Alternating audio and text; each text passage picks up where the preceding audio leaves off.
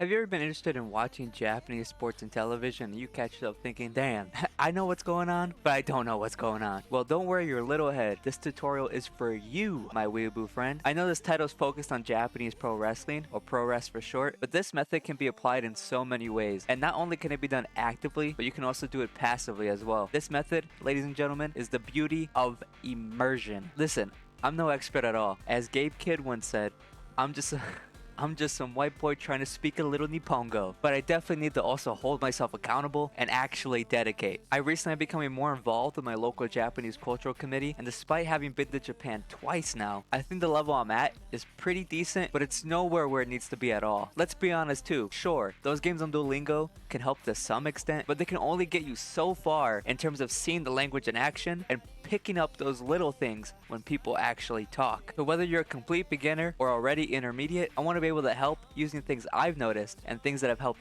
me build that comprehension. So without further ado, so let's talk about why immersion matters. Textbooks are still very important. This is how you build your baseline. This is how you get your foundation made. Textbooks teach you about Japanese. Immersion teaches you how to actually understand it. When you surround yourself with the language through things you already love, sports, games, dramas, anime, music, your brain starts picking up patterns in a natural way. You hear real speed, real emotion, real slang, and real context. That's what builds comprehension. This is where that weeaboo lifestyle becomes a secret weapon. Alongside your textbook study, playing games, blasting J music, forcing yourself to watch shows without subtitles, and listening to wrestling/sports commentary, it becomes a high motivation input that textbooks alone can't give you. Some examples I can give from my personal life is playing Overwatch, Tokon, and Rivals in Japanese, watching the NPB, watching Japanese wrestling, listening to all that J music I'm into, and hell, recently I've tried to exclusively listen to the Japanese releases from K-pop groups and the Japanese versions of songs they have out that I already love. Even if it's a different thing that happens every time, patterns always emerge and you begin to associate certain text, certain phrases, and specific actions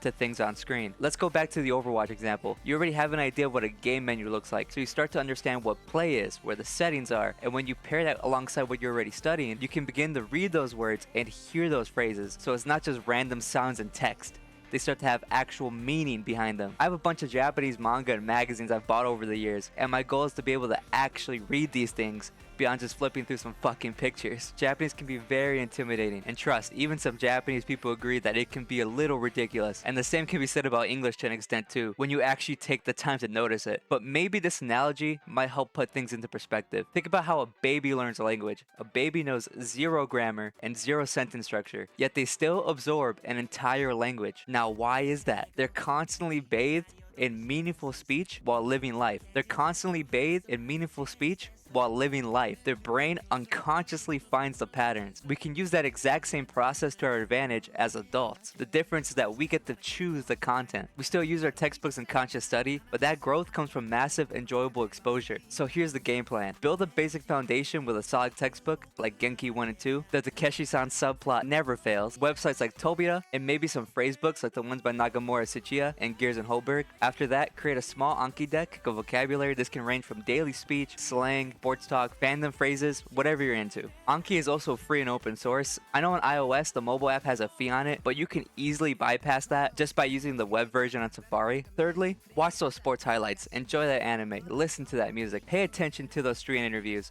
read those articles, play those games. Really try to immerse yourself not just in the media, but in the culture itself. I think to understand Japanese, you need to also understand Japan. Not just in the romanticized way that these pandemic tourists like MGK want you to treat it. You gotta understand the ugly parts, the beautiful parts, all of it. What makes Japan, Japan, if that makes sense. I also probably can't legally say this, but if you want to watch Japanese TV outside of Japan, there's ways to do so with the M3U file, and apps like VLC Media Player and Web Videocast are your best friends for running it. All I'll say is, very shockingly easy to get your hands on. It's all a process at the end of the day. There's no cheat code to learning a language, and I think people need to get over trying to be fluent right away. Just try to be you with it. The goal is to create your own language bath, in the same way a baby is surrounded by that said language. Use subtitles or romanized lyrics at first if you need to, then slowly start removing them. Shadow what you're hearing. Speak alongside what you're listening to.